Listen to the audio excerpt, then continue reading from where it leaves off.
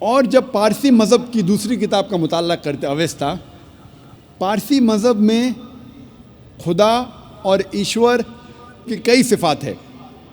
इसमें लिखा है अवेस्ता में,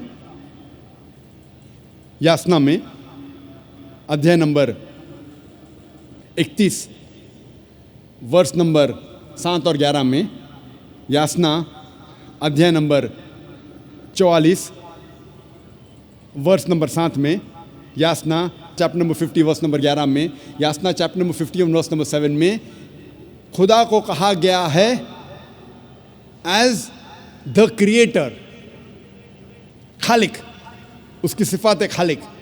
जब आगे पढ़ते हैं अवेस्ता, खुदा की एक सिफत दी गई है महान, ग्रेट, उर्दू में कहेंगे, अरबी में कहेंगे अकबर।